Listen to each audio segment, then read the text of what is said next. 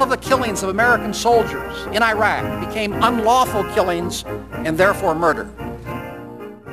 The committee will come to order.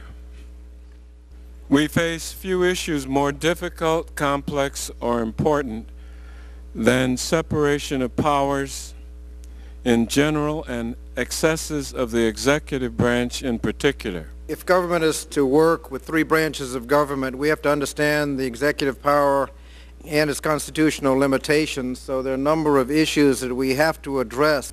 Nothing is going to come out of this hearing with regard to impeachment of the President. I know it, the media knows it, and the Speaker knows it. The Democratic leadership has said time and again they have no intention of bringing any impeachment resolution for the President or the Vice President to the House floor. Why is that? It's because they know it won't pass. The White House is charged with deliberately lying to Congress and the American people and manipulating intelligence regarding weapons of mass destruction in Iraq. There is no evidence to support impeachment. Ordering the illegal use of torture. The members of the Judiciary Committee have found no evidence of any criminal wrongdoing. Firing U.S. attorneys for political purposes. The misuse of signing statements, misuse of authority with regard to detention, interrogation, denying the legitimate constitutional powers of congressional oversight by blatantly ignoring subpoenas, rendition of detainees and others. Monstrous human rights abuses. The Bush administration's insistence on acting in secret, attempting to manipulate the intelligence by taking this nation to war on a lie. All of the killings of American soldiers in Iraq became unlawful killings and therefore murder. He could open mail. He can burglarize homes, all in the name of gathering foreign intelligence, a frightening power. And he has not renounced that to this day. The decision before us is whether Congress will endorse with its silence the methods used to take us into the Iraq War. I never in a million years would propose a murder prosecution of Bush administration officials if I didn't believe there was more than enough evidence to convict them and that I was standing on strong legal ground. The Congress of the United States is making its deliberative choice to authorize war not based upon information in the hands of the executive branch.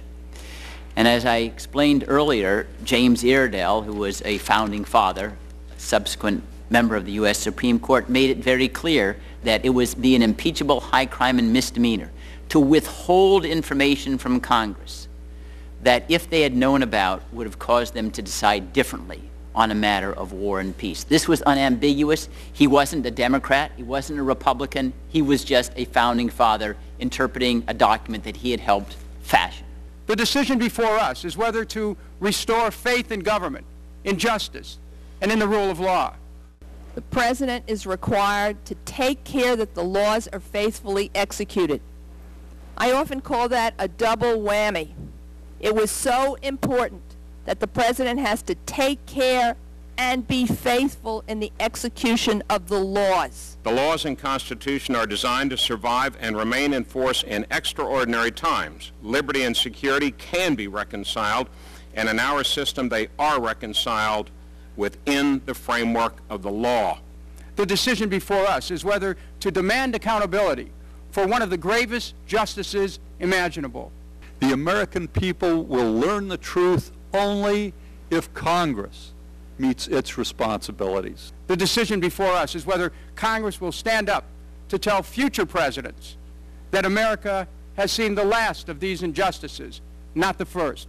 The administration has engaged in heinous human rights violations, the most serious breaches of trust, abuses of power, injurious to the nation, astounding denials of due process, including indefinite detention without charges or without even a hearing. Again, there appears to be no claim that the President abused his office for personal reasons that would call for his impeachment and removal. War crimes, crimes against peace, misleading Congress and the American people about threats to our nation's security and the supposed case for war. Weapons of mass destruction. Whether Republican or Democrat, all Americans should be absolutely outraged over what the Bush administration has done. How dare they do what they did? How dare they? Back in. It'll just take a half minute or so to wrap it up. Directly because of this administration's I'm sorry, I have to interrupt you. I'm going to ask the chairman to make admonish the a comment or clear the room. May I wrap this up right here? Just a minute, please. I'm asking the chairman a question. Mr. Chairman, a few minutes ago you said you would clear the room if there was an outburst, and I think there has clearly been an outburst. I'll leave it up to your discretion as to. I'm not going to clear the room, but I would ask the guests here at the hearing to not give any indication of approval or disapproval of any of the statements being made by the witnesses.